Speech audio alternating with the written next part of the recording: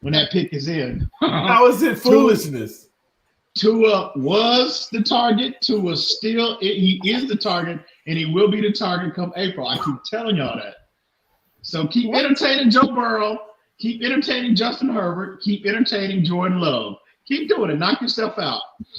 But I'm telling you, Tua's gonna be in a Miami Dolphins uniform. I promise you. All right, Ian. That's just your little spoken with conviction. That's the dream he has every night. Hey. I spoke that into existence a long time ago, my friend. So I'm sticking to my guns, baby.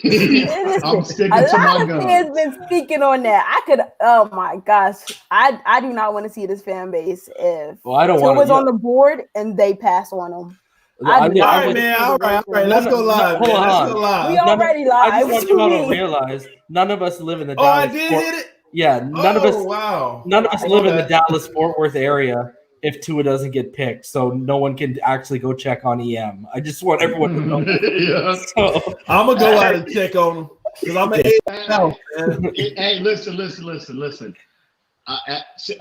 All seriousness, all joking aside, I'm gonna support I told y'all a long time ago, I'm not tied to players. I'm tied to my loyalty stands with the logo, not players. So even though I love Tua talking about logo, we all know that, and I want him to be a Miami Dolphin. But at the end of the day, whoever they select, I'm going to support whoever it is. Yeah. So since you're being all truthful tonight, are you going to tell everybody on camera that you really love Tannehill all these years? You going to be honest for once on camera? Hey, TD, I thought, hey, listen, I'm not ashamed to admit that. Nobody loved Tannehill more than me. Nobody did. I'm telling you. Nobody. But we never heard this, Ian. Well, I supported him. Listen, when I joined the panel, when I started following you, Tannehill was long gone, bro. He was gone. So again, I am not loyal to players. I'm loyal to the logo. And all these fans out here, these so-called Miami Dolphin fans, and not Ryan Tannehill fans, and not all these other players that's come and gone fans. You need to be loyal to the logo. What is best for the logo? Preach, Ian. That's what you need to do. So that's what I'm at. See, I think you can only make the exception for transcendent players that have come through your system, like a Dan Marino or a Ricky. Like they have to be transcendent. They can't just be, Joe Schmo. You're absolutely right, Reason. Mr. Marino, I sincerely am sorry. I apologize. With the exception of Dan Marino. I didn't have Dan Marino. Ryan Tannehill. I didn't have Dan. Listen. Danny Marino, with the exception of Dan Marino. I love Jason Taylor while he was with the Dolphins, but as soon as he got shipped off to New York, when he left, when Parcells shipped him off to the Jets, listen, 1 year? He was no longer. He was the AFC Championship game. Hey, even 1 year, bro. Even 1 year. So he lost all cred because of that. No. Listen. I'm again, with the exception of Dan Marino, I am loyal to the logo and not players. Players come and go. Players come and go, my friend. They come and go. The logo stays. The logo stays. I still kind of wish the best for Jarvis. Is that weird? I wish the best for him. That's how I am for humanity. I wish the best for humanity. So, but as far as the truthful and the charitable EM tonight is what we're doing. Hey, listen, I wish the best for all humanity. But at the end of the day, if you line it up on Sundays in a different uniform, I could give a flip about you. I don't care who it is. All right, man. Since we started the stream a little unorthodox, what's up? Say hi, baby. Hi, Hel. What's up, everybody? First of all, tell Hillary her face is beat. Tell her I said her face is beat. He said your face is beat. Get out of here. Huh? EM, Reason. He can't even see you. Hey, Sissy. Hey, Ian. Hey, Reason. Hey, Sissy. Hey, Evan. Hey, Brandon. Let's see. Oh, hey, Oliver Jones. Why don't you just go, or pull up a chair? Bye. No, I'm not. I just want to say hey to my people. Hey, Clemente. Hey, y'all. Hey, Powerhouse. Okay. All right. Since she took 5 minutes of my time, that means I'm going to be ending the stream 5 minutes later because she said we have to spend time later. So I'll see you at 11:30. Okay. All right, guys. All right. We got to watch our movies. But anyway, what up, Quinn? But anyway, y'all, listen, let's get down to business, man. Let's get down to business. All right. All this talk about Joey Burrow. It just looks like Tua's falling in the wind. Look like he's going to be drafted somewhere like the 4th round. But that's neither here nor there. We don't even talk about 4th rounders. But I'm tired of talking about this early draft pick because at the end of the day, it is what it is. I'm going to operate as if our draft picks right now are the ones that we have and the ones that we will continue to have and the ones that we will make selections on. Okay, so I want to talk a little bit more about the 18th pick. This one's interesting. First, I want to ask all the panelists, what do we take at 18? Just a position, guys. And this is all saying that we took the quarterback at 5 or whatever we did early. 18, what are we taking? Tackle. A tackle. It's got to be left tackle. It's got to be.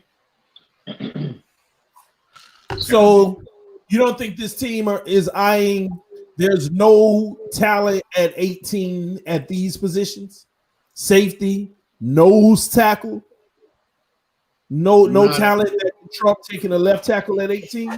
I think Derek Brown out of the note. I think Derek Brown out of him and Kinlaw. They're the only round 1 grade defensive tackles, and I think Kinlaw is more of a 4.3.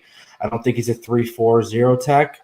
Whereas I think Derek Brown can be exactly that. But I think Derek Brown's going to be gone by at least the Jaguars at the latest. What number is that? 9. I agree 100%. So are you all telling me that there is no player in this draft at the nose tackle or safety position that will be better than whatever left tackle is available at 18? I don't believe so. No. Well, I'm not going to say that necessarily. I just think that the glaring hole, the most pressing need on his team right now is that left tackle spot.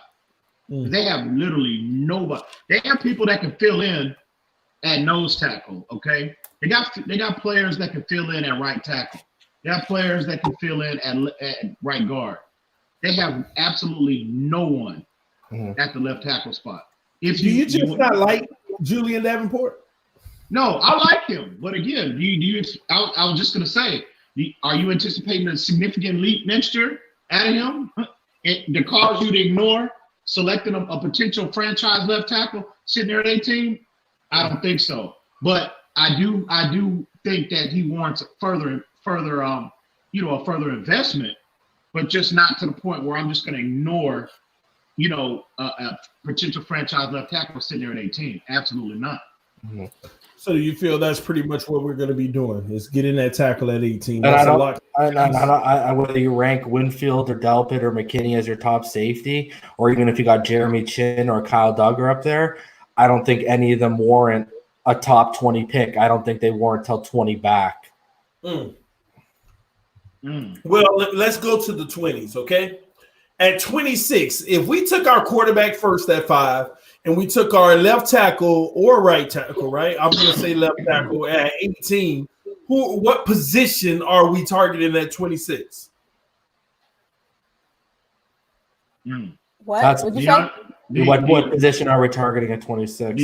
After if you got tackle at 18? Yeah. If it's me, man, I've been watching a ton of tape on DeAndre Swift. I don't know what the hell y'all talking about. J.K. Dobbins and Taylor. Man, that dude is the best. He's the premier running back in this draft, and I'm hoping this these conversations about linking us to J.K. Dobbins and these other prospects. I hope that's smoke. I hope it's a similar situation to what's going on with Tua Tagovailoa. That kid is gonna be special. You hear me? I mean special. And I mean DeAndre Swift, the running back from Georgia. That kid is gonna be. I'm telling you, we could be talking about him having a Todd Gurley with I'm not talking about the durability issues. I'm talking about the production of when he was at his apex. He could have that kind of impact on the league. I hope he's the player. I see more Melvin Gordon than DeAndre Swift. You see, hang on. You see who? What's that? I see more Melvin Gordon than Todd Gurley and DeAndre Swift. That must be some good stuff up there in Canada, bro. You smoking? No, he's not as physical between the tackles as Jonathan Taylor. The only knock you got on Jonathan Taylor is his questionable fumbles. That's it. But you got a guy who rushed for almost 7,000 yards. Wait, okay. Well, again, the most 200 plus yard games in NFL history passing. In college football history passing Ricky Williams. So he's got 12, bro. I mean, I don't know. I give you Taylor is a more physical back. I give you that, but I'm talking about in the complete package. This kid is special. He gives you. First off, he's 218 pounds, so he's big enough. To whatever, if you want to implement him into a power north and south type of scheme that we seem to be moving towards, he can give you that. And when he gets in an open field, he is electric. And we don't even want to talk about his receiving skills, because he clearly is the class in my opinion, that aspect in his draft. His receiving, you can line him up in the slot. I've been on his bandwagon all year, but since we've been quarantined and bunkered in and whatnot, I've been having to watch a lot more tape on him. And this kid, man. So do you think Swift is the best running back in the draft? Oh, clearly, hands down. If he's speaking about him like this, clearly, hands down. It's funny. So that's your 26 pick. I'm taking my safety there. Yeah. I'm going for Winfield there if he's available. Just at that point, there's so many running backs on the board. I understand what Ian's saying about, DeAndre Swift, but there's other guys that have, had great, what is that called? Combines as well. So if you can go out and get your safety and, shore up that defense that has that glaring hole with the guy that you want and he's still there, then go ahead, because you've already passed on Xavier McKinney. So it's kind of like the running backs haven't even started dropping off the board yet. So there'll be one there for you at 39. It would definitely be between Swift and Winfield if it's me at 26. And I respect that. But I'm telling you, man, this kid, he is electric. Y'all No, he's my number 2 running back. I like him better than Dobbins. Mine goes Taylor Swift, Dobbins, Akers, and then Zach Moss. Oh, I hear you. So there's no defensive tackle in this draft that's our prototypical type of guy at 26. No, not Warren. Not that. Generally, you don't select nose tackles a prototypical zero technique in the first round anyway, unless they have pass rush ability. You saw what's the other Clemson defensive tackle? What's his name? From last year, he got selected by the Giants. His name is escaping me. What's his freaking name? Y'all know what I'm talking about. But he was selected in the first round. Later in the first round, they got him at 23, I think, or something like that. But generally, you don't see because they're basically 2 down players anyway. You just want and it depends on what scheme you're in. If in the 34, a typical nose tackle, all you want them to do is eat up space and play gap. Eat up space and play the 0 to 3 tech. That's all you want. So you know what's funny? To be honest with you, I've been seeing people mocking Jordan Elliott from Missouri. The guy's 290. He's not fitting your profile. When you look at and I've seen people keep mocking him, and I like Jordan Elliott. He's a project, but it doesn't work. Listen, if you're gonna go past Derek Brown and you're looking for someone who can play true nose, you're gonna either go Raekwon Davis from Alabama. He's about 310 pounds. Or you're going to go in the first round, though. No. These are you're looking 3rd or 4th here, or a guy like Leaky Fatu from Utah. He's 330 pounds. It's 6'5", those are the type of guys you want at that zero tech. You don't want a guy that's 290, 300 pounds, man. You want to be 310 and over. So I don't see that nose, unless Derek Brown follows us some way. I don't see that nose tackle, that true zero tech being addressed till third, fourth round. I agree. Yeah, I was gonna say, because if Derek Brown's on the board, I mean, because I know you said that these guys aren't typically drafted in the first round, but if he's there, I mean, we all would take him, right? At 18, I would actually take him before the left tackle. No, Because I can go get Josh Jones at 26. Yeah, I agree with that. Like I keep saying, if it comes down to we got to take a tackle at 26. I know a lot of people are seeing mocks about Austin Jackson. Don't fall for the hype. You want Josh Jones before you want Austin Jackson. Trust me. You're talking about the kid from USC? Yeah. So guys, if we're doing what we're saying here, right? Let me ask you, then when do you get that nose tackle? Or is that really not going to be addressed in the draft? We're just getting the project.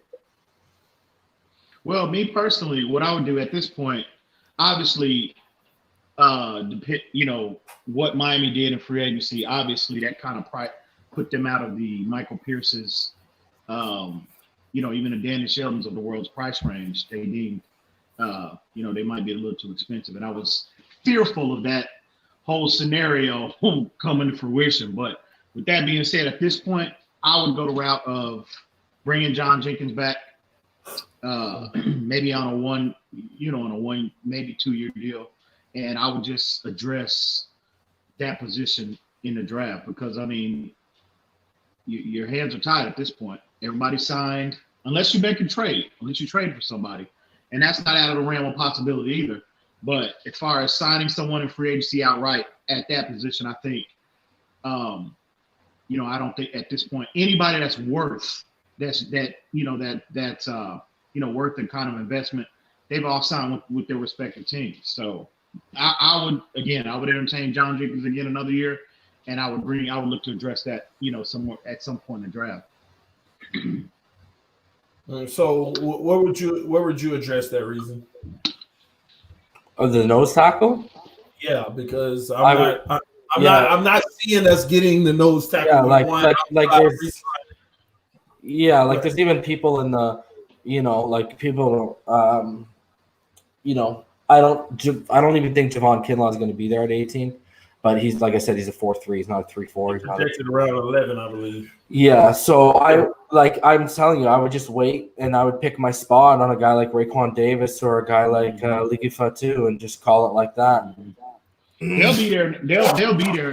I mean, you can even another guy. He's a little small. He's like 6'3", but he's still 320. Is Devon Hamilton from Ohio State? I mean, you could look at that, but again, you're looking at beyond the third round. You're not looking at making that in your top 70 picks. But again, those guys, generally, you can find those type of players later in the draft than you do. You know what I mean? I think Reeder, the guy from the nose tackle from Houston, from Houston. I think he signed with who did he sign with? Minnesota. I think Minnesota, I believe. No, I'm sorry, Cincinnati. He went to Cincinnati. He was a late round pick, third and fourth round pick.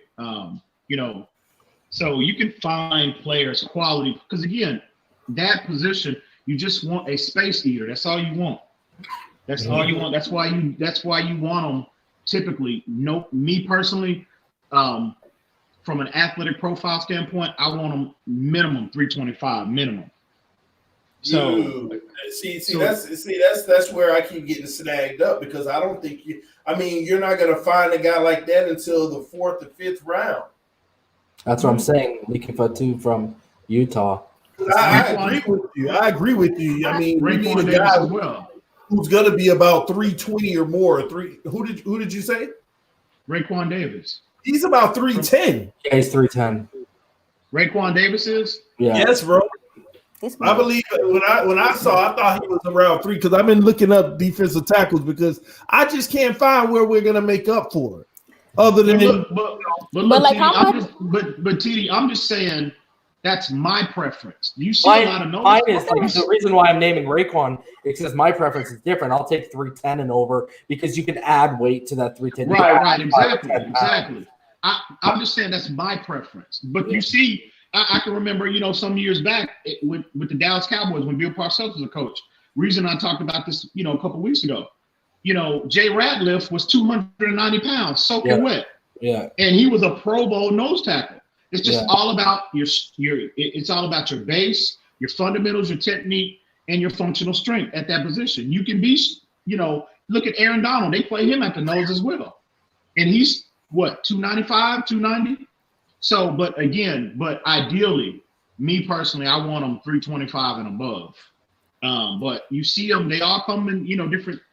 I haven't seen, with the exception of Jay Ratliff, that's played primarily at that position. Aaron Donald, they'll line him up there at times, but that's not his primary position.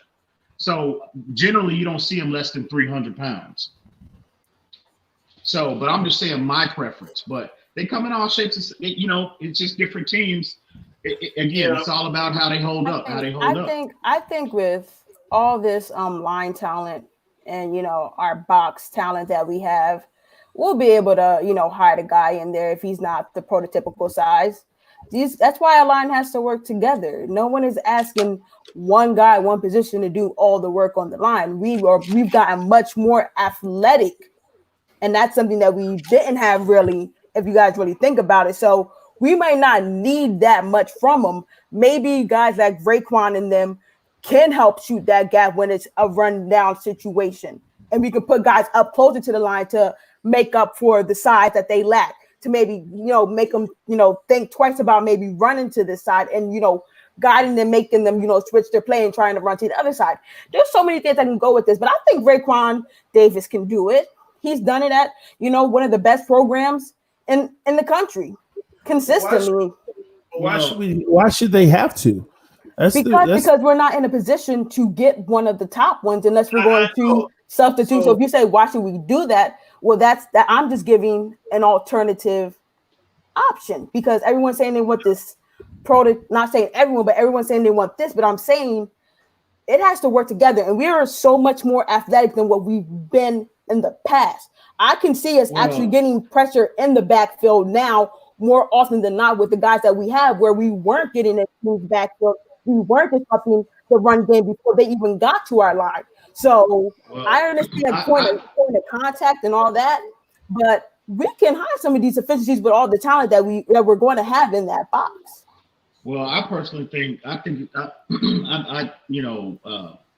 got somewhat a different opinion in that regard. I think we were more athletic as opposed to strong up front. I think we are, I don't think we necessarily improved from a speed standpoint.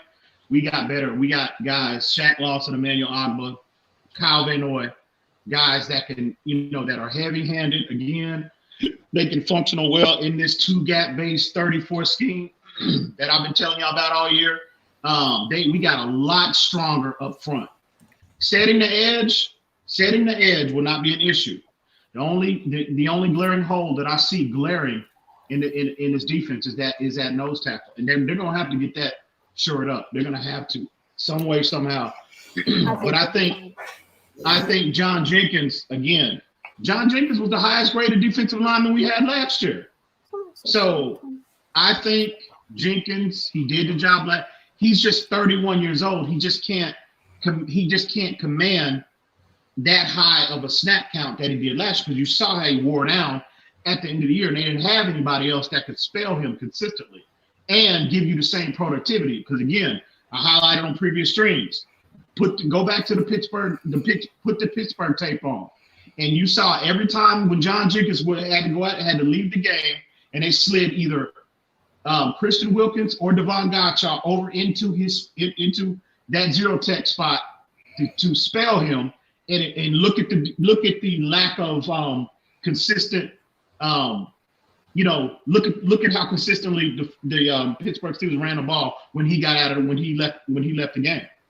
So they need somebody to spell him. They have to, bro. So that's my thing is, I know that we'll be able to supplement with the linebackers if we have to, which is coaching. It's going to have to make it work. No, right? it ain't always coaching, TD. No, I know what I'm saying. What I'm saying is he may have to abandon what he's trying to accomplish now until he get the right personnel to do so. Because everything, all the moves that they made in free agency, it is telling me that they are going to a primary 34 team. That's good. It was their base last year, in my opinion, based on my findings. But we're missing that one. So who's on those tackle now, and who's his backup? Well, they must have they have a plan in place. I'm sure they do. I know, but that's the whole point. That's what I'm trying to figure out. I personally say they have to have a plan if we're going to be 3-4, because everybody we selected, you're spot on. That's 3-4, okay? Mm-hmm.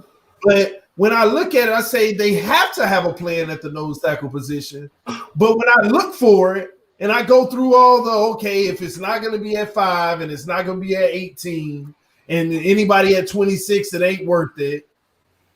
And then I go all the way down.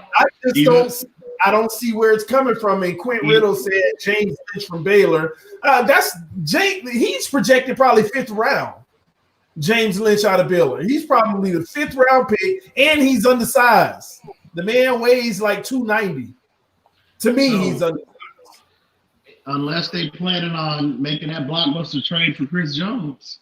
I know. I just keep. That's why I wanted to talk about this first to get y'all thoughts, because I can't find it. I don't see where we're addressing it outside of a project. And to me, that's why I say we're going to have to make up for it with other positions. Yeah, absolutely. I'm just still trying to figure wrong out. There's nothing wrong with that. Wait. What do you mean by make it up with other positions? What do you mean? I think I explained that. You're going to have to. You're going to. If you don't, what I'm saying is you're going to have to bring the guys up. You're going to have to infiltrate their backfield in another way. That's what I'm saying. That's why I said that we've gotten more athletic players who are known to be in people's backfields before. Like just how we said they were in defense, were in our backfields before we even handed the ball off. I see us having those players and having that capability themselves on our team. Now that's what I'm saying. So even if at the point of contact, our nose tackle is undersized, he will have help there to help him get that tackle. That's all I'm saying. I'm not saying put it all on the nose tackle to say, oh, you're the reason why we have to stop the run. I'm saying it's going to be a team. Nobody's saying, nobody is saying that, but you got to understand the responsibilities of a prototypical zero tech. But what we're saying is, I understand that, but we don't have an EM, and that's what you're not understanding. That's what I'm saying. So we don't have the player to do it. I'm telling you, John again. It's not on our roster. He will be. He will be. Okay. Well, when he's on our roster, I will oblige you with that. He will be. So no, I'm with you on it. I know that's why when we did our first mock, I said go out and get Christian Wilkins a buddy on that defensive line. If you go back to the first mock, I said go get Derek Brown, because I knew we needed to address that position. I'm with you 100%, man. I'm be honest, man. This disappoints me though, because I want to feel real good about that with the overall defensive scheme that we're trying to accomplish. That's why I bring it up more than anything, because I don't like that hole if we don't get that addressed right now, because that is going to cause headaches on the defense, and then it's going to cause overcompensation. We do need an anchor up the middle. Now, collectively, these guys can work well together and I believe get some things done. But I just keep on thinking about the benefit of having the right guy there, what it's going to do for everybody else, so that we don't have to overcompensate and do those type of things. That's what's just been boggling my mind for the last 24 hours is that position right there. But I want to move on from that position since I still don't see a way out right now in terms of that position. Package the 26th and a late pick and Xavier Howard and go get Chris Jones. Oh man, is that fair value? You're not going to find a better. You're not going to find a better player at 26. So I look at that when I'm trading a draft pick for a player. I ask myself, I'm saying, would we be stealing if we did that? Would we be? I think we'd be winning that trade, right? Well, they need a corner for sure out there. They could use another corner. and they need cap space in the worst way. So they're not in a position of, beggars can't be choosers. So fleece them. So y'all feel like the gaining Chris Jones and losing Xavier Howard would be the ultimate upgrade for our defense? Well, look at our front seven. If you plopped him in there, that'd be disgusting. Yeah, I actually believe it. I'm just asking y'all. But would that be an upgrade? Because I'm known to be a hater. At least they won't have to guard for 7+ seconds anymore. That's true. I love Xavier Howard. We all know that. So do I. But I look at the production that they got without him last year. Okay, again, hiring guys off Lowe's, bringing them in for a workout on Monday, starting them on Sunday. Production, tangible production out of them. So with that being said, again, I love Xavier Howard. But if Kansas City is asking me for Xavier Howard to be included into that package for Chris Jones, and arguably, there's as we're sitting here today, you can't name me 2 more disruptive players in a front seven in the entire NFL at this point. And you're getting him at that, and they're asking Xavier Howard to be included in that price. I'm making that deal all day. And they tagged Jones, right? Ticket, baby. Yes. Yeah. It's So like what 16 was and a that half. 16 and a half. So what benefit would it be for them to do that? Because that's the same salary. I mean, almost the same salary, right? They're getting the 26th pick and another pick. Yeah, but that's not motivating. They already have a Super Bowl ready team. I guess you're right. They're still getting a first round pick as well at 26. But what is Xavier? I told you. We talked about this in previous streams. Value. The Xavier Howard's contract, they front loaded the first 2 years to minimize his cap number on the back end, to where, in my opinion, they structured it that way because, I think at some point they're going to move off of him. I think next year, but I even think they would even entertain it this year if a scenario like that were to actually come, was sitting on the table. So again, I think he has a favorable cap hit this year and next year. So it would be to give them relief. Let me see what year they would get relief. Next year would be their relief. And they get a first round pick. They get a first round pick. You're right. Rookie contract. This year he has a dead cap of $20 million. They did front load it. And give him one of our 3/5. Boom. And next year is only a dead cap of 6.7. So this is his last year on where we even care.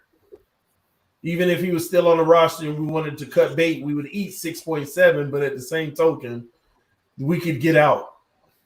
Don't get me wrong. I want to see Byron and X I do, at least 1 year. For 1 year. At least 1 but year.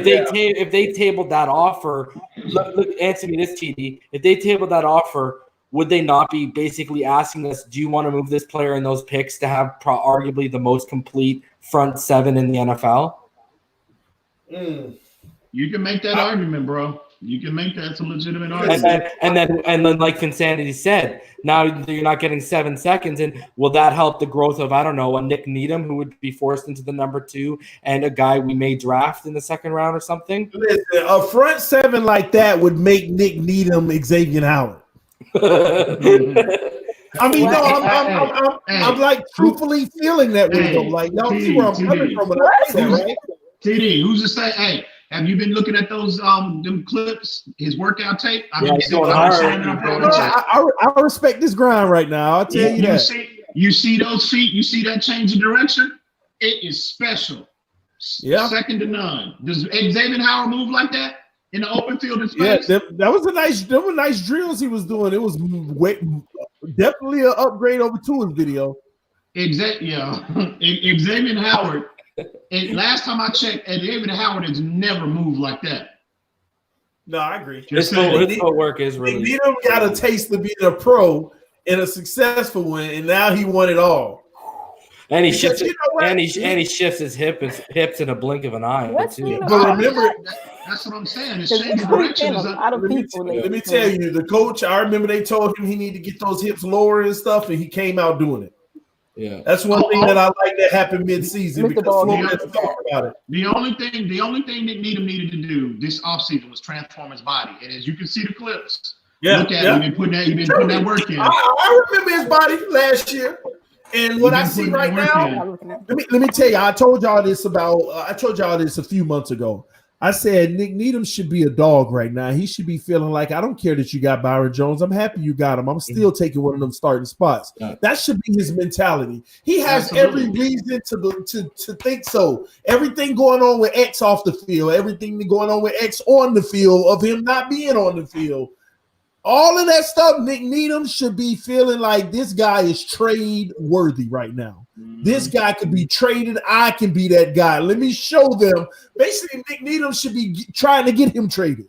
When he comes to camp, Nick Needham should be trying to get him traded. See, I wouldn't even rule out a training camp trade for a guy like Chris Jones, sending Xavier Howard for Chris Jones, because Needham shows off in training camp. And I'm gonna tell you, we talk about front seven. I would stretch it to front nine if that happens. If Needham, because he did get his body right already. Okay, I can tell you that now. I could tell he's stronger. I could tell he's faster, and I could tell he's more built for the NFL at that position. Right now, just a few months later, you can look at him and see that. In the mental aspect, the game will be so much slower for him going into training camp this year as opposed to next year, and that can't be discounted, bro. The game will be so much slower. Another name too, TD. He was from there, and I think they let Sammy Watkins walk.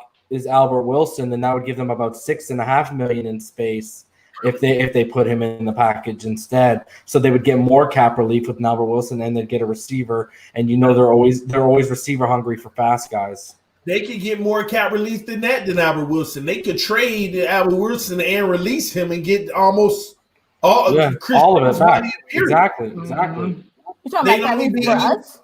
They would only be sending the draft pick and Albert Wilson. Yeah, for Chris Jones. I mean, I don't know if that'll be enough. No, you got to send 2 picks and then Chris Jones. What 2 picks? I said a first and throw them one of the 3 fifths, and then you give them a roster player. You 2 firsts. Hell no. Why are we even talking? I had the wrong conversation the whole time. But no, do we look like Bill O'Brien over here, brother? No. Bobby got to go. I think at the end of the day, I think they're going to wind up. If Xavier Howard, if he wasn't coming off that another knee surgery, teams that's kind of teams are reluctant to make a blockbuster trade like that with a player that's coming off another knee surgery But that first rounder ain't enough. What? Well, considering the position that they are in, it should be. It should, because again, they need cap space. Man, they have I forget the number. They're like last in available cap space that they have. Kansas City. They have $177 in cap space. Sign me up, coach. Sign me up. Yeah. So y'all talking about that? So they have no money. None. Now they you've done the research, TD, and Omar Kelly talks about this all the time, and he said it even today. Like, you can manipulate the cap in so many freaking ways. It's so easy to open up money. Mm-hmm. Like it's $177 today, and everyone's having a good laugh about it. But I guarantee you, by training camp, it'll be over $20 million. Yeah, but they still have to draft players, right? But you have to actually draft a player. You can't trade. Yeah. I mean, no one's saying Kansas City is not Super Bowl ready with the roster that they have. As long as they have Patrick Mahomes and Tyreek Hill and Travis Kelce and them. Well, here's the issue. They gotta clear some of those books though for insanity. Eventually. I mean now, because let me tell you why they have to now. What they're gonna do, they're gonna mess up just like the Cowboys. they're going to end up, the only way that they start getting a little bit of money is they have to extend it to future years that are ridiculous. Like taking a guy who's on a 3-year deal now, telling them we'll give you a 5 and more signing bonus, the guaranteed money you get up front, but you're locking them down for even longer. And that signing bonus is going to spread out over the 5 years, even if you cut him. That's what a lot of people aren't talking about. That's why teams get in trouble. It's the signing bonus money. It's not just the dead cap. This is what they're going to hit. Them signing bonus money is extended through the life of the contract. So if it's a 5-year deal and you cut them in 3 and you've already paid them his salary, that signing bonus is still coming off the next 2 years of your salary cap. And that's what people don't talk about. And the Chiefs are going to run themselves into that type of situation. So what they have to do, they got to make that ultimate sacrifice and let one of their big dogs go. They're going to have. But again, just like they, that's the cost of doing business. That's the cost of drafting well. You know what I mean? Hitting on your draft picks. They gave Frank Clark like $104 million guaranteed. Problem is, when you add in Frank Clark and Chris Jones, you're going to have 2 guys on your line who have $100 million contracts. Guaranteed. That's your problem. That is the reason why. That's why Kansas City's in the predicament they're in. Is that Frank Clark? Yeah, I wouldn't have given him all that money. So, but whatever it is. That's wild. That's a lot a money. Well, they won. He was a significant. He was a significant contributor to their Super Bowl win. So only because our boy Ogba went down, brother. Yeah. Well, no, not necessarily, because Ogba and Frank Clark were the starters at the beginning of the year. For sure. But I'm saying Ogba was eating harder than Frank Clark when he went down. Yeah. So, hopefully, he continues to trend up. Hopefully, we're getting him as he's ascending. And I think, really, if that cap is going like it's rumored to go up to 248 to 256 million next year, all they got to do is get through this year, basically. And then it just opens up, right? Exactly. So, I mean, and hey, look at the Cowboys. Literally, they just restructured Zeke a couple weeks ago, and he's fresh. And that ink hasn't even dried on that contract. And they didn't they extend Lael Collins last year, and then look what they did. They restructured him too. It's the cost of doing business. The cost of doing business. This is the result of having successful drafts and building successful, talented, balanced rosters. It's the cost of doing business. Hopefully, Miami's in a situation like this. We've got a surplus of riches like these teams, and we're in contention every year. I hope Miami had this problem here in the next 2 to 3 years. Yeah, bro. I don't think that'll take long. I think we're already at a good place to where we're set up to do that.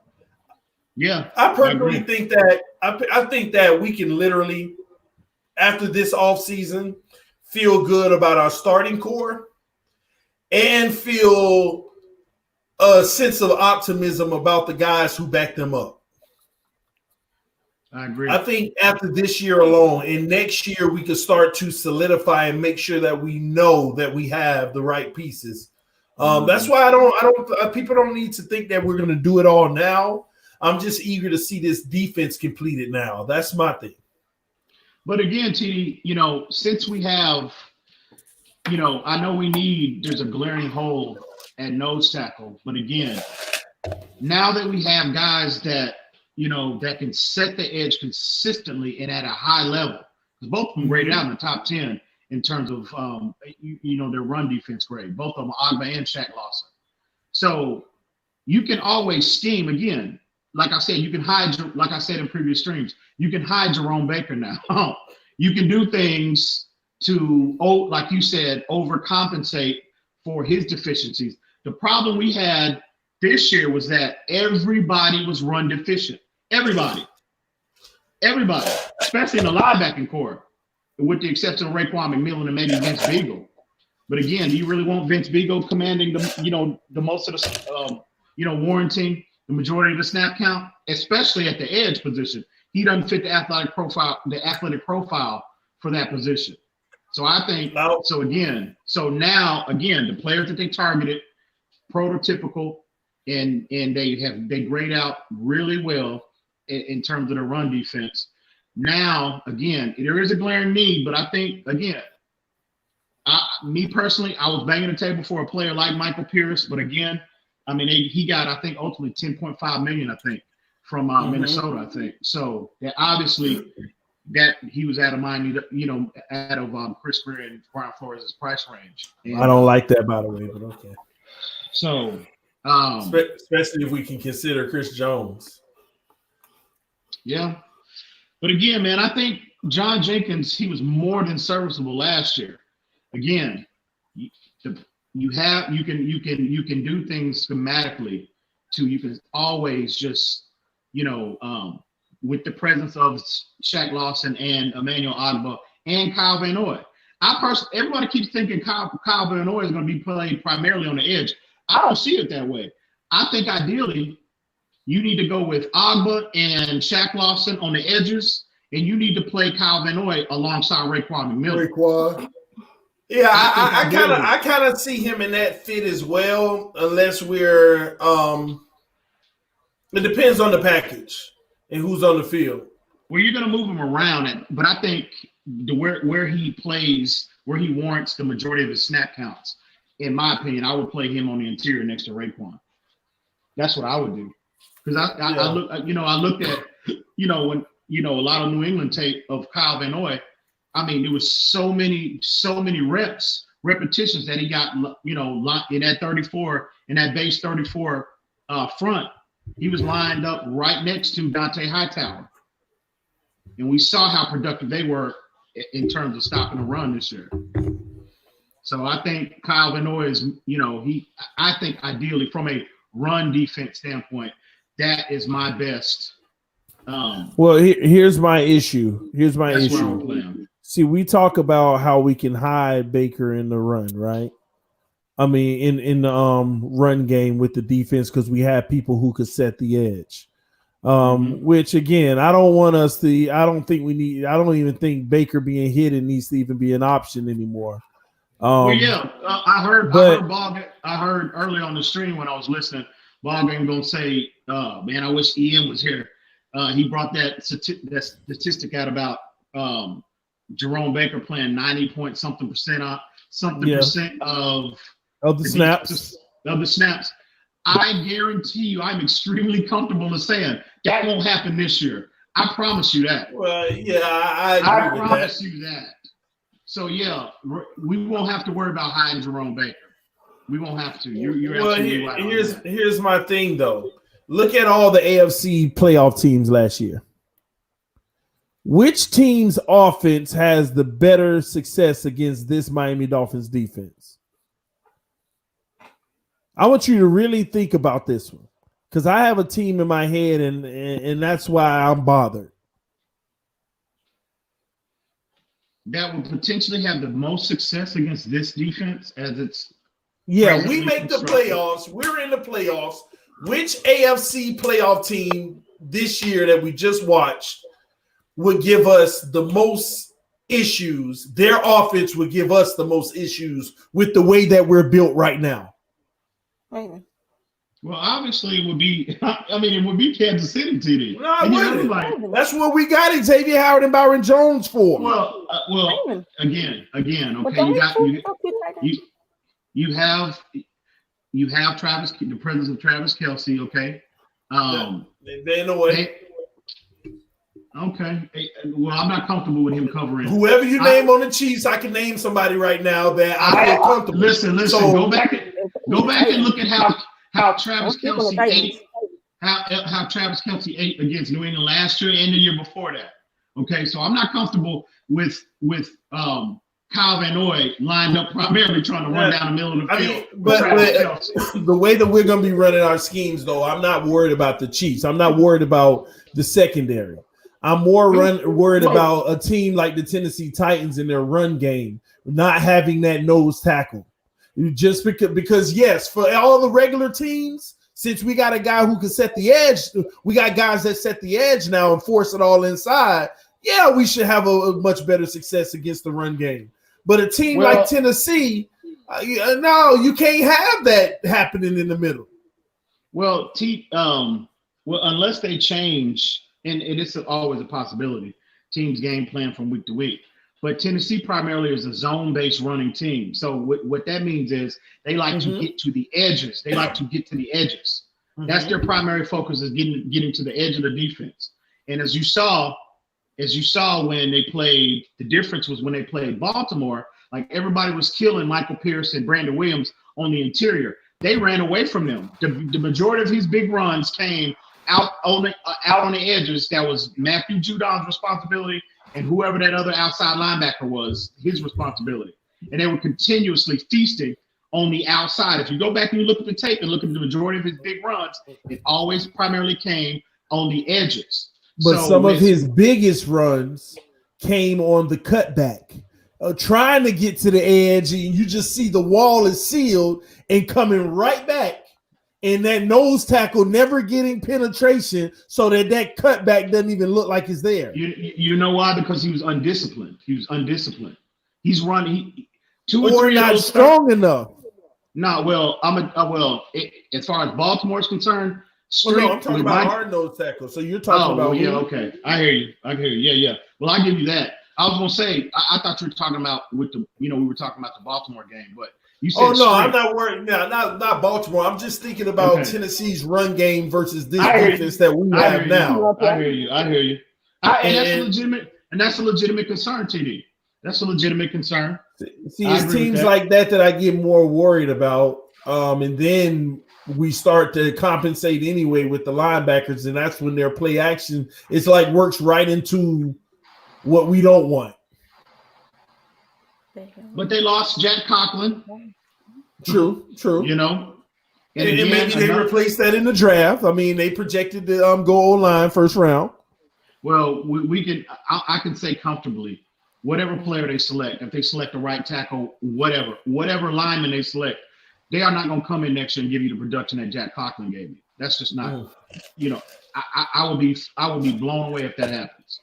So, but again, another year where teams figure out ways to defend Tennessee. Okay. I just don't see the same Derrick Henry having the same level of dominance that he had over the league this year. I just don't see it. And again, but your concern with our interior is legit. It's legit. I get it. I mean, I think Derrick Henry, bro. DeMarco was a beast in Tennessee, and Derrick Henry ran him out of town, bro. So I think you're sleeping on Derrick Henry, bro. I think he's No, I'm talking about from a historical perspective. He'll have production, but I'm talking about to the level. I mean, the level of dominance that he had last year. Oh, I agree with you. I agree with you don't see that. The Conklin factor will hurt because even if they don't get a guy like Wirfs, I mean, you got Lucas Niang, Isaiah Wilson, and Jack Driscoll, and they're not a Conklin. You know what I mean? So there's only one first round true right tackle, and I don't even think Wirfs at this stage would give you what Conklin is because he's still got to grow and develop. Mm-hmm. So I mean, I still think they're going to run the football pretty effectively. I don't really have. Yeah. I don't I still think you're going to see a 1,200 yard back next year probably. Yeah, out of Henry. Yeah. You don't see another 1,200 yard season this year? He said he does. Oh, okay. Yeah. I thought you said I don't see it. No, I said I do see it. No, I see he does. Yeah. Bro, this man might put up. This man might put up his tag. He might put up 1,700 yards this season. He might put up 300 twice on. Bro, did you see what he did this season? In the first 7 games, he was non-existent. Ask Jacksonville what he does to them every single year. The first 7 games before the GOAT was helping him, he was non-existent, man. Yeah, but Finsanity's covered this before, and I've told you this, that I've had this guy in fantasy for so many years. Trust me, this guy, especially in fantasy, you want to own him after week 8. Like, you don't want to own him before week 8. And that's been his MO since he took over from DeMarco Murray.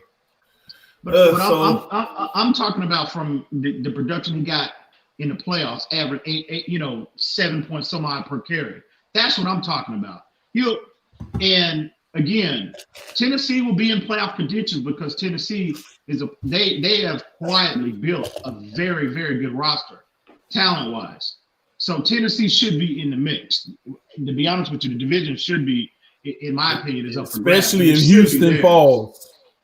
So you have Tennessee winning the division? Well, again, they should have won it last year. Had they started this particular somebody earlier. I said that. But that's besides the point. I'm just saying. Well, I know one thing. I know one thing. If Derrick Henry doesn't give them the production that he did last year in the Superbowl, the onus it falls upon Ryan Tannehill's shoulders to get them that division crown or get them to the playoffs. I'm a little to quote the late even with his refined game that you claim. Hey, listen. I'm to quote the late great Joe Philbin. That makes me a little queasy now. You just said Joe Philbin, man. When they're handing the ball off to the wide receivers to run, that's a little queasy. EM better stop that mess before I tell everybody he bought a Pat White jersey. The wide receiver running back snaps. Like, what, AJ Brown was there? Another other guy, Sharp or something like that? Come on. Man. EM, go put on your Pat White jersey. Listen, I'm just saying. Colts just need a number 2 guy as a wide receiver. Just saying. Who? Colts are a number 2 wide receiver away. If T.Y. can stay healthy and they can get a number 2. You think the Colts are going to be better than Tennessee next year? Did I not just say they need a number 2 receiver? And they will be. And then they will be. If Phillip Rivers can give them some stability, I mean, it's wide open, bro. It depends what Phillip Rivers you're going to get, but it's not like the AFC South isn't still what we expect the AFC South to be. Horrible. Phillip Rivers is going to have one of the best offensive lines he's ever had, too. That is true. Get him a number 2. So y'all been following all these teams, right? And some of the moves that they've been making. Because I want to ask y'all a little bit about some of these other teams, these playoff teams. Do you think the Chiefs win another Super Bowl? What's that, TD? I can hear. I can hear you. What you say? Do you think the Chiefs? Well, let me not say win a Super Bowl. Do you think they have another Super Bowl appearance back to back? Yes. Back to back? Yeah, I mean they just went and then they have one more Super Bowl appearance. If Damian Williams to stay healthy, if D4 doesn't line up offsides, we could be talking about back to back to back. What are you talking about? He did line up offside, so that's all that matters. Listen, if D4 doesn't line up offsides, Kansas City is in the Super Bowl and more than likely they'll win. They're beating the LA Rams. So next year, are they going back? Next year, has any team already done? Has any team already made moves in free agency to contend with them? I think Kansas City. I think you'll see. I think you see that with great teams because let's be real, Kansas City is a great team, an overall great team. Okay, Patrick Mahomes just takes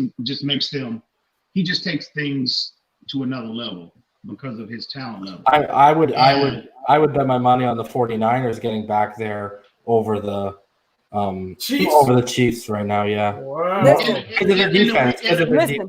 I still like the Saints. In the NFC, I like the Saints. In the weaker AFC, really.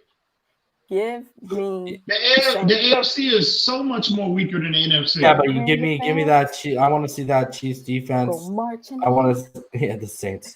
Every year I fall for that one too, and they just never can.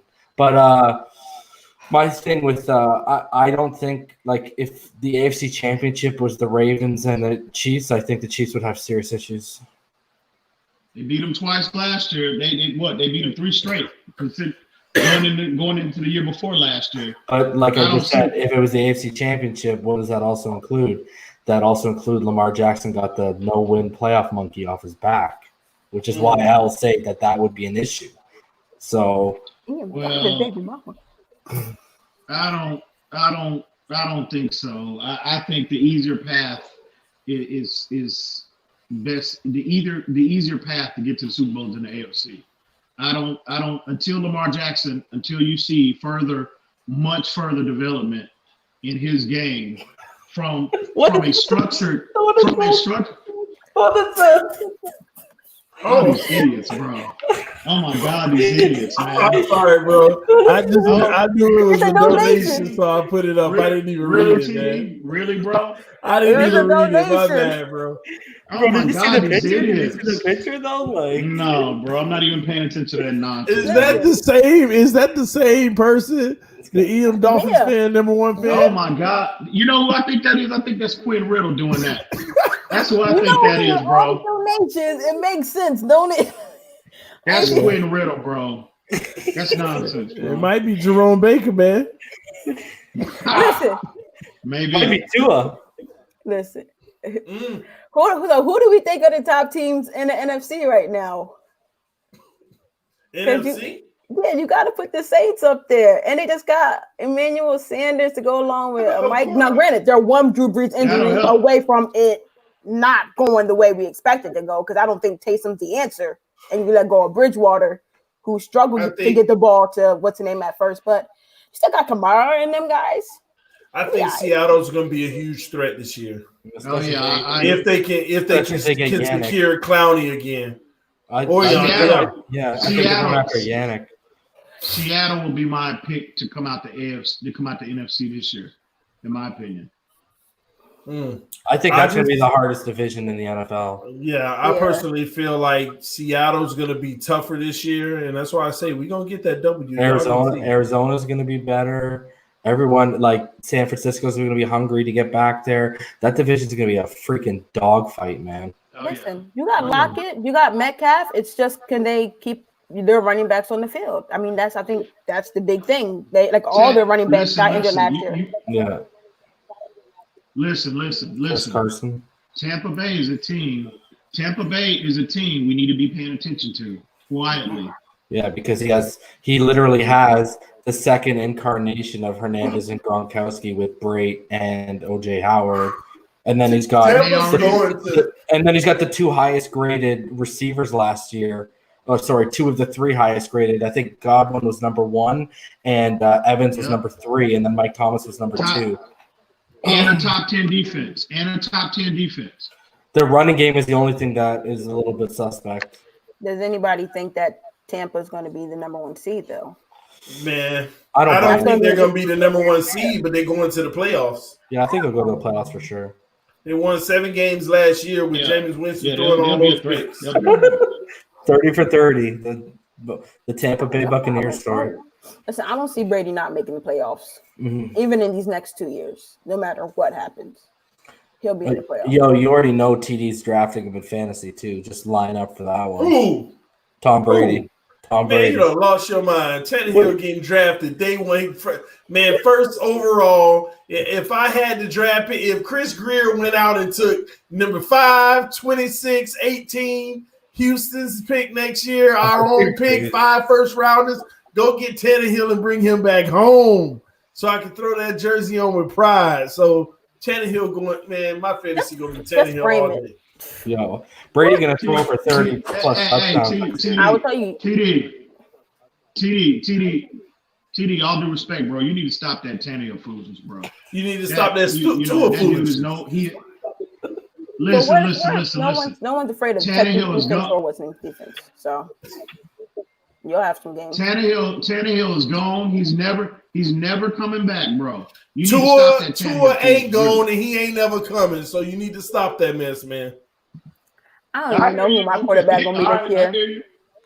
I went through so many quarterbacks last year in the cash league. I don't even know if I want a quarterback this year. That's how bad it was. All my quarterbacks got injured. Now watch how many people try to draft Tannehill in the draft early. Yeah, and I stayed alive in that. This guy has like a 30. How many teams were in that big league? I stayed alive with Bridgewater. I don't know how that happened. But I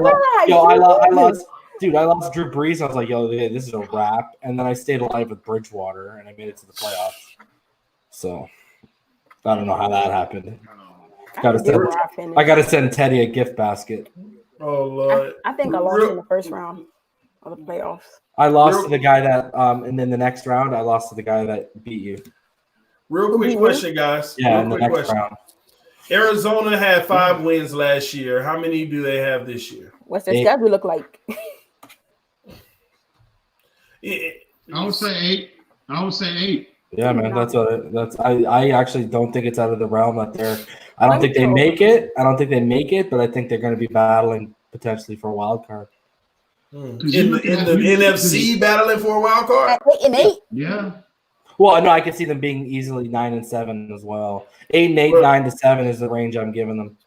Well, 9 and 7 don't get in, right? That's why I said battling for a wild card, but they don't get in. Is what I said. Okay. I think the Cardinals. I think. Yeah. They're over under 7. I think. I'll take that over. I mean, you go look at last year without D-Hop, they were giving. I've said this so many times. They were giving Kyler Murray. When you go back and look at the tape next to Mahomes in the fourth quarter, Kyler Murray was the one that the San Francisco 49ers defense had real serious problems with, and so did the Seattle Seahawks. So, I mean, I think they beat San Francisco, like, they beat them by, like, both games. They beat them by a combined score of, I believe it's, like, less than 10, less than 15. And then when you go to Seattle, they beat Seattle one of the games. Yeah, I remember. Well, I think they'll win 7.5. They have the AFC East and the NFC East, so we play Arizona. Yes, they have the AFC East opponents and the NFC Cowboys, Redskins, Giants. I'm missing someone. It's a W for the Dolphins. What about the Rams, y'all? The Rams ended the season 9 and 7. Do they get better, or they stay the same, or take a back seat? They taking a back seat and probably coming off of golf. They dropping off? I think they're gonna have a top 10 pick. Where did Goff get drafted? Ooh, number 1. Number 1. And you think they're gonna move off of him eventually? No, who said that? No. No time soon. I was trying to figure out. I still think they're crazy for giving them that money. Yo, don't you guys remember? Do you guys remember his first start was against us? When Jeff, okay, Fitzgerald, do you remember the game? Yo, do you remember he threw the ball like 20 times and like 15, 16 of them were slants? Like they were just hitting Tavon Austin, slants over the middle, slants. Didn't we have to come back in that game too, if I remember correctly? Was that Devontae? Tannehill did. Was that Devontae in the corner? Yeah. At the pylon? Yeah. Oh, here we go. Who was that? That's not the game where they carried. Wait, that's not the game where they carried Jarvis in, right? When they literally picked him up. Yeah, it is. That's it. I think it is. Yeah. That's it. We needed every inch of that way. But, yo, I remember watching that game. And looking at Goff. I'm like, yo, Jeff Fisher's the problem. I was like, it clicked. I was like, yo, we'll go back to Vince Young. I'm like, this guy ruined Vince Young.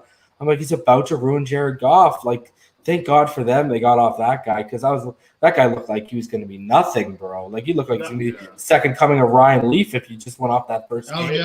Yeah. Wasn't that the game Tannehill threw that ball and then they pushed him into the end zone? Landry, we were just talking about how they pushed Landry. I never forget that throw on that play, man. The next week, Tannehill's knee went out. I think Tannehill threw the game-winning touchdown to Devontae Parker in the corner, right? Yeah. He did. And then like the next week, his knee went out or something like that. Stop reminding TD. We need to get a call on that. That's what I'm mad about. How somebody literally take the knee out and you don't get a call for it in the quarterback low. Carson Palmer. That's the only way they can stop Tannehill, by taking him out. That man was hot. I'll give him that. He was hot in 2016. You couldn't tell T Hill nothing. Man, that was the unicorn line year, right? Huh? That was the unicorn line year, right? Yeah, man. That was the area of false. Like after I think it was. Year. Yeah, I think it was 16 with Albert Tunsil and Pouncey. Tunsil that year when he dropped, right? Yeah, and we had him at left guard. Remember, he shifted him because of the map. Yeah. You're right. I love that center to the left side was when Brandon Albert was healthy. That guy was a freaking mauler, man. Yeah. I think Jermon Bushrod was the right guard. And I thought it was. Really? I thought it was. Who was our right side? It was Jawan James, Jamal and Bushrod. Oh, it was Pouncey. yeah. Pouncey. We were Tunsil, living it up that year. Yeah, what year was Cognito again? That was That was during before Joe that. Philbin's era. Yeah. That was I during know. Joe Philbin's era. Jonathan Martin. Yeah. Don't bring up that. Don't bring up that man's name. That's the name. Don't bring up that man's name. That's the name. Please don't. If there was ever a whistleblower, if there was ever a whistleblower, Bro. How could you be that big? How could you be that big of a man and so soft? I don't understand. I know, bro. I know. EM got a Jonathan Martin jersey in the closet, man. Go tell everybody. No. And then Incognito goes right to the Bills or something like that. And he's beasting. Remember, he's beasting. Yo, I ain't gonna lie. I can't get over all the drama we've been through on the O-line. The bully gate, Incognito, Jonathan Martin, Pouncey hurt every year. His knees. I mean, we done been through so much on that line, man. But again, how good? Again, like Brandon Albert, how good was Pouncey when he was healthy, man? Like, they had him on our all Dolphin team, I believe. Yeah, he was legit when he was healthy, man. Like, the coach sniffing baby powder. Like, man, it's just crazy, man. Wow. I forgot about that. It ain't safe for Miami. Listen, I gotta keep it real with y'all. I'm gonna give y'all one of these TD real moments. And yeah, it is 11-11. See, I got to give you this TD real moment, just keeping it real. I ain't gonna lie. As soon as I found out about that, I just was like, man, this league need to go test Adam Gates right now. Go test that man right now, because I'm telling you, just his behaviors and his characteristics with his eyes and stuff. I said he probably knew all about that coach. He definitely dropped a couple tabs of acid before that. He was like seeing things float around that whole. Adam Gates, he stay high, bro. Yeah, definitely. High. He looks like a high. That's crazy. Like I've never seen. And he got the sunken eyes. TD. He definitely. He makes you feel like it's safe to assume, and that ain't right. That ain't right, y'all. I hate when people make assumptions like that. It's not right at all. But he used to make, especially after the coach got caught with the baby powder because of the whatever, all his off the field drama. Right? He married, falling in love, doing all that stuff out there, man, living his life. But man, when I found out about that, I said, man, Adam Gates. And now I got it. Now I know why. They all Matt Burke probably. See, I'm wrong. I'm so wrong. Breaking it covered Osweiler. That right there, I should have. I'm so wrong for even talking about this, but I'm telling you, that whole staff, after Matt Burke got 8 up in the zone for 8 games straight, and then got 8 up in man for 8 games straight, I said something wrong. They are not here. I don't know if y'all remember when I was streaming back then. I would be on my stream and I'm literally calling out the deficiency on the defense, and the man won't change for nothing. He's just sitting on the sideline with the paper over his face, looking at Adam Gates. Man, y'all don't understand how mad I was. Old Matt Burke, I tell you, man, Matt Burke. I used to be really, really, really mad. Like, I ain't supposed to get it right. I mean, I'm supposed to get it right, but come on, give me something on the field that makes sense. Yeah. Right, it was stuff that was making no sense. The only right call he really made on his coaching staff was Danny Rizzo. That's it, really. Rizzy. That's it. Rizzy was the bright spot of that staff. Yeah, because he was the only sober one. Man. Hey, don't talk about Vince like that. I like Vince is not on no powder. Come on. Vance Joseph didn't do it, but he probably was a supplier. He looked like he was a supplier. Man. Stern State, you don't get high on your own supply. Just feed the staff. All I know is that staff had an asterisk on it ever since that news came out. Well, because Studesville he hung around. He's still with us. Running back coach. I like Studesville. You the only one coaches. I mean, we have some different interims. Like, come on, y'all. Like, I'm just asking y'all for real. How is it possible for Gates to just have them eyes at any given moment? In press conferences. Told you, man. He stay high, bro. He stay high. Did y'all see this man when he first signed with the Jets on stage with the That's what I was GM? saying. His eyes are going around like his. Yeah. It's I like would have he's looking for his drug thoughts. tested him immediately. As soon as he became I'm a like, I would have pulled wake him up, man. What's wrong with you, man? in. Yeah, I don't know. TD, I remember we used to absolutely kill Matt Burke. You used to have people, the fan base. If y'all think TD tries to criticize Tua, he used to absolutely obliterate Matt Burke. I think Matt Burke still got that green light on you, TD, when he sees you. It's already understood, bro. Matt Burke, green light on you, homie. Burke's sleeping on me right now, man. Matt Burke was more concerned with that salt and pepper look as opposed to actually going out there and executing defensively. That guy was one of the worst coaches. He was like the Joe Philbin of defensive coordinators. Bro. Garbage, absolute trash. I've never seen. I don't care if we didn't have talent or whatever. I've never seen us play off-man coverage, literally like not 10 yards on every play, and they just throwing the other team them through 13 slant routes in a row for the touchdown, and we come out in the same formation for the next drive. They throw eight slants in a row, and you don't change nothing for like 3 quarters. 3 quarters. Yeah, tight ends used to feast against us. Oh man, that's why Rashad Jones wanted to put his hands on him. And I remember criticizing Rashad Jones for not being a team player in that whole moment. You know, I remember that.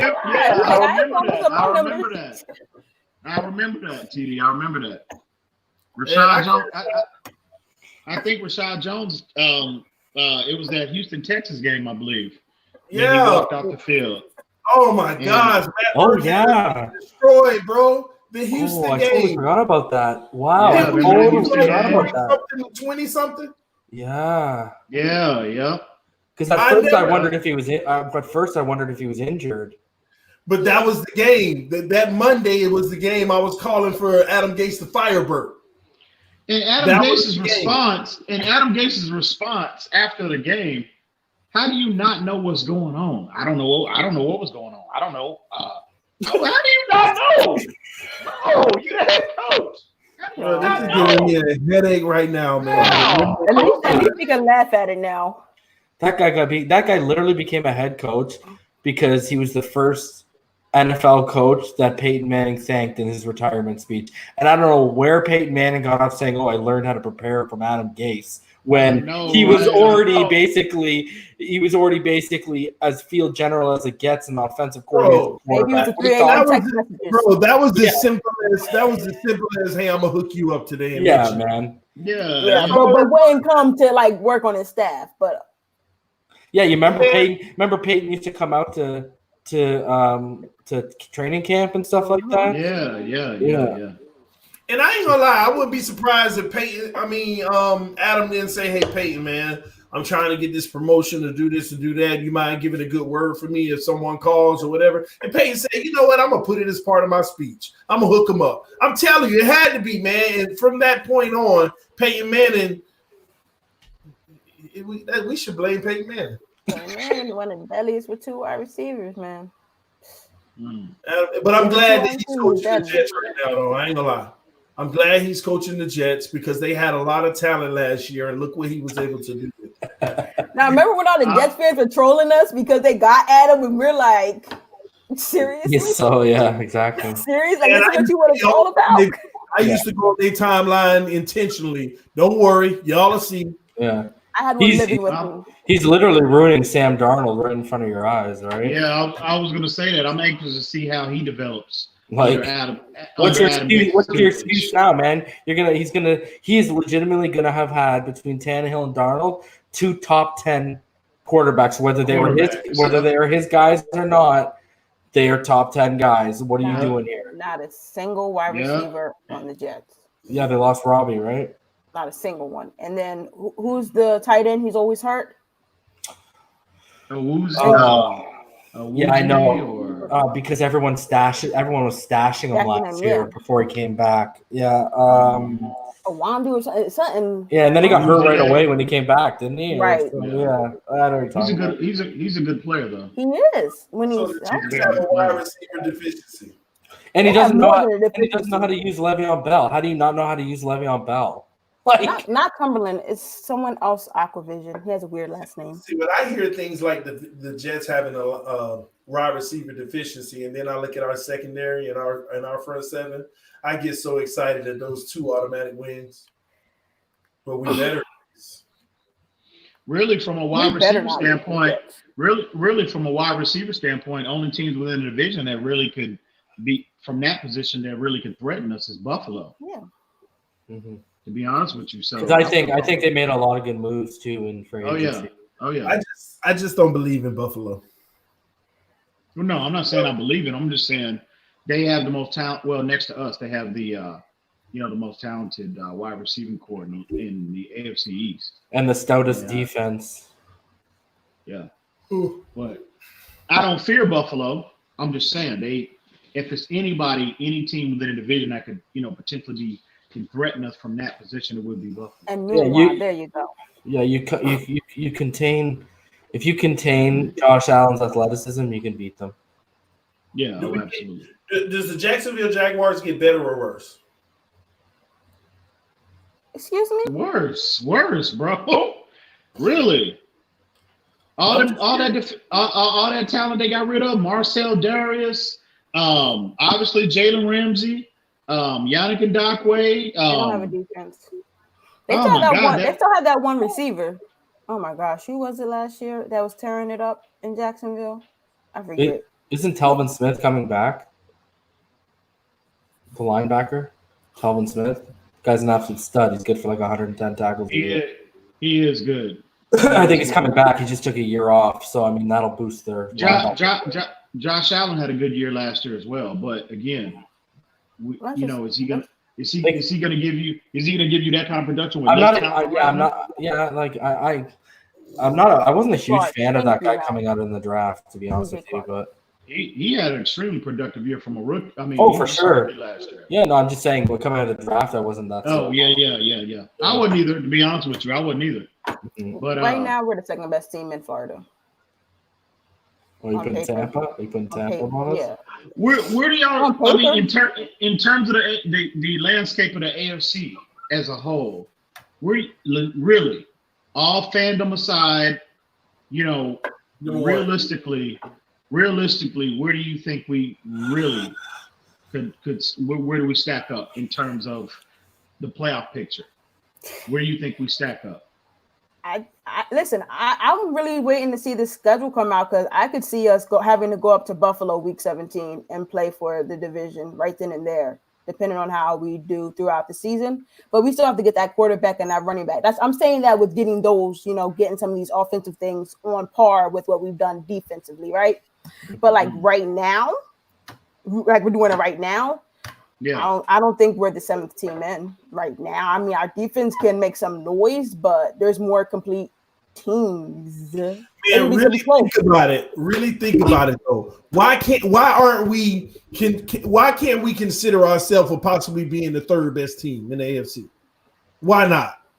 Baltimore, who are your top 2? Baltimore and Chiefs. Why we can't consider ourselves being number 3?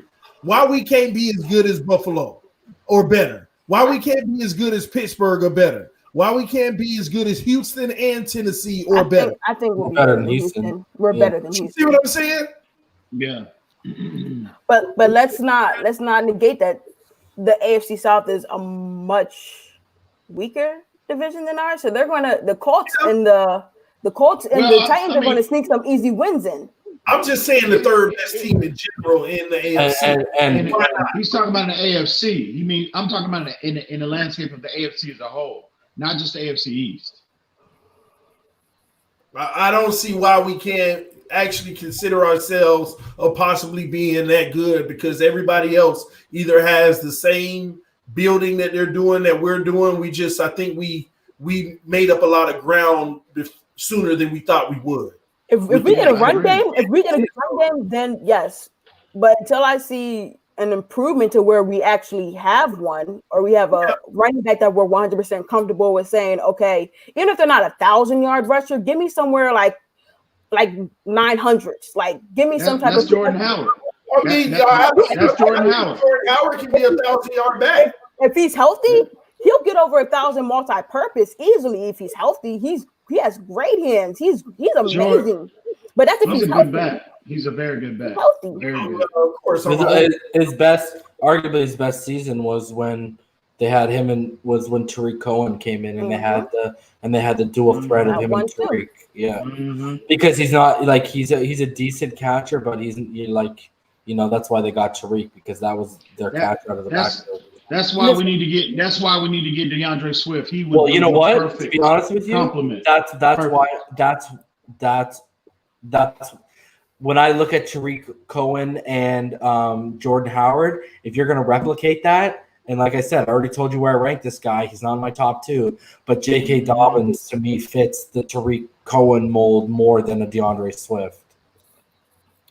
I think DeAndre Swift is more. I just think he's the most complete back because he can give you everything. He can give you that power game, and he is electric in space. And he comes from the SEC. He is electric in space, and I just think his overall game is just more complete than every other running back in this draft coming out this year. Truth be told, if we get a run game with this defense, we're going to make a lot of noise because we'll be able to control the ball. Yeah. Absolutely. We'll be able to control the ball. Absolutely. Teams ain't going to be nothing to do with us. We might be in close games, but we have great special team players. Great a team that can actually stop a team in the fourth quarter now. How about that? Yeah. How about we don't have to worry about a team getting the ball with 40 seconds left, only needing a field goal, and we all sitting here like, man, listen. And if we can just get some time of possession, that alone will help that run defense alone. TD, that concern. Well, what I was going to say too was like it'll be nice when we're actually getting them in 3rd and 8s and 3rd and 12s, and they're not converting. Yeah, absolutely. Yeah. And I'm telling you, we better be in the top 5 in terms of bringing pressure next year with the secondary that we have. True. We better be in the top 5. We better be. Man, listen, man, we've been so bad over the years. I wouldn't mind top 10. I mean, top 15. That's a big expectation, Ian. Listen. No, I want top 5, baby. I'm going top 5. Bro, if Xavier Howard is healthy, if they have to wind up and keep him, and he's healthy, and he returns to the form that he was prior to last year, with him and Byron Jones on the outside, man, it's so many things from a scheme standpoint that so many different looks you can give teams. And I'm telling you, we should be the second coming of Blitzburg. That's what we should be. Remember that when they call Pittsburgh, they used to call Pittsburgh Blitzburg? Yeah. That's what we should be. It should be pressure 65% of the time minimum. I hope so. So what do you think our pass defense should be? Based off the team we'll be playing this year. I think our secondary, if we address safety, and if we address either Winfield or Ashton Davis, if we address the free safety spot, I think our secondary will definitely be top 10 minimum. That's. And if they get a president, if they pull off that Chris Jones, we will be a top 3 defense next year. Our defense as a whole will be in the same category as Seattle, San Francisco, all of the Pittsburgh, all of the top tier defenses in the league. We will have one in South Florida next year. We will. We will. No doubt. So, man, listen, I want to go around and get final thoughts before I give mine because I'm coming up on that 11:30 hour. Talk to us real quick, Finsanity, of overall. It's getting better. As you hear, this excitement, and just not even just here, but around, the whole organization and the fan base. And man, we got a month to tough it out. I mean, we're going to hear a lot of stories and stuff. I know everybody has what I call their guy and who they want, but just know that as a whole, it's just getting better. And I'm so proud of what this organization is doing and what it's, giving this fan base, what to look forward to. Everyone stay safe as always. Please self-quarantine, social distancing. I would love to have a football season, even if it means, we might not necessarily be able to be in stands, but just, you know, to have some type of sport, some type of normalcy back, you know, in our lives. And until then, you know, fins up. God bless every single one of you. And I hope that, you know, I know we're all going to get through this together. And hey, Greer, you on the clock, man. Whether you know it or not, you on the clock with this fan base. So you on the clock. So give us something. He better listen. Stop. I'm addressing the Dolphin fan base as a whole. Stop entertaining this Joe Burrow foolishness. Stop entertaining this Jordan Love buffoonery, because listen, I reiterate, Tua was the target, he is the target, and come April 23rd, he will be the target of the Miami Dolphins. Remember where you heard it first, and remember who's the one who's Reason has been consistent as well, but remember who's maintained that level of consistency in regards to us selecting his prospects. Just remember. But, because he was in love. He was in love with a Tua. So yeah. Reason, save us from this buffoonery, man. Talk to us, man. So I know you had Quentin Riddle talking about DJ Dallas up there. A late sleeper running back that I like is Keshawn Vaughn from Vanderbilt. Look into that kid. He's pretty good when you get past like A.J. Dillon and such. The Joe Burrow, whether it's Joe Burrow or Tua, you know, I said this before because I think Joe Burrow's ceiling isn't that high. I think he's about to bump his head on it. And then with Tua, because of the durability issues, I'm not down for mortgaging multiple years of draft picks. I just wanted to also get in after we got off earlier from our Joe Burrow talk. I just wanted to say the Fins Wave, who's sponsored by the Dolphins, and so they have sources inside, and I use that sources inside the organization, and I just want to read what he said because I told Finsanity and TD before we went live this. He basically said, with all the reports coming out that the Dolphins will attempt to trade up to the number 1 pick, I thought I'd make a post and say this. The Bengals will not be trading back in this draft, no matter how much the Dolphins offer. The team is very much aware of this fact. Chris Greer is more than okay with his team being tied to all 4 first-round quarterback prospects. In fact, it was him who wanted this orchestrated. I can tell you confidently that the team wants Tua Tagovailoa, and they will do everything they can to secure him in 23 days. Barring something crazy, Tua is the guy. So, April Fools! Yeah, well, but I'm just saying, look at this with TD. This is a guy who even you said that's sponsored by the team, and he has people in the team. You have someone in the team. We're hearing all these conflicting reports. At the end of the day, after the draft, something is going to be a smokescreen, and it's all just a matter of what it's going to be. We find out at that point. Yeah, exactly. We won't know. We won't know until after day 1. I have a question. And again, I'm just maintaining what I've been hearing about from individuals that I follow closely. They've been consistent. Now, I'm not saying that Joe Burrow, it's a total smokescreen. I mean, what's not to like about the season that Joe Burrow had? I mean, really, let's be real. I mean, in his tape, what he consistently put on tape last year, again, like I said in previous streams, a lot of what he does, man, it took your breath away. But again, but we're not getting Joe Burrow. It'll cost too much. It'll cost too, and it makes no. It just doesn't make. It just. And if we did secure him, that means we lost the trade. Quick question now. Yeah. If we get Tua, y'all getting his jersey off the rip, or does he have to prove it to you first? No, that's a real question. Well, TV, you ain't giving up on you. No, listen. I ain't even got to answer that for me, man. Listen. I'm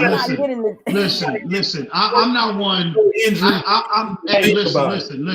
Listen. I'm not one to. I don't pay attention to the name on the back of the jersey. I'm gonna be honest with you. My newer aqua jersey that I have, that's Lamar Miller's jersey. Okay. The newer blue one that I have, that's Brian Hartline's jersey. So I'm about to Pat White. Well, yeah, okay. And again, my older jersey, I still got a Tannehill jersey. I still wear that. I don't care about the name on the back. I can give a flip about the name on the back. I just when you pull it out, it's about the logo. Hey, Yeah. Let me show you. Hang on. Listen, when you pull out Go that get the new one, Tannehill, man. Go get the Tannehill. in the first stream post draft, I don't want to hear it. Listen, Look. I'm with the running back jersey. I'll tell you that. Whoever we get at running back, I'm getting their jersey. You see that? That's it. Look, you see that? I see that, man. Listen, I respect that. You. Brian Hartline. You think I'm lying? Hang on. So you brought the least important ones, man. Bring out the GOAT, man. Bring them out. Listen, I need to screenshot this, y'all. I'm just lifting my jersey band. I just want to know. Look. See? Look. And I had to put you on the screen by yourself. I got to make sure that I save that image, man. Now I will say this: that Tannehill, I do rock that Tannehill jersey the least. I will say that because you ain't fashionable. That's why. Okay, that's fine. But I can give a flip about the names. I'm gonna get our running back jersey. That's the one I'm gonna get. Listen, if you want to buy a jersey, okay, if you want to buy a jersey next season. The safest player's jersey for you to purchase at this point right now is Brian Flores. No. That ain't nobody safe, man. Even the people I think about, nope, that's a 2 year. You know what I'm gonna start doing? You know what I said? My next jersey, I'm gonna get it customized and I'm gonna get my last name. That's what's saying. I got my dad a couple of those. He has the throwback one. He has the aqua one. So I'm probably going to get him a white one this year because I own about a couple because Tannehill let me down on a couple bets. Oh, boy. I'm still paying for Tannehill bets for jerseys. Hey. Listen, y'all listen. It's about the logo. I got coasters, Dolphin coasters here. Look at that. I'm old school with it too, man. I see you. It's on my arm, bro. Everybody to see. Don't do that. It's right here. I see you. So listen, guys, I'm about to get out of here, but before I do, I just want to give a special shout out to one of the players on the Miami Dolphins that really don't get a lot of love. I want to say that, when I sit back and I think about him, I appreciate him.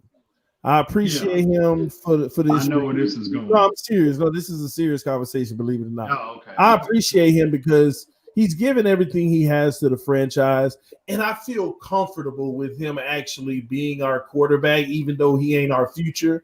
Shout out to Ryan Fitzpatrick. He don't get all the love that he should get, but I will say this.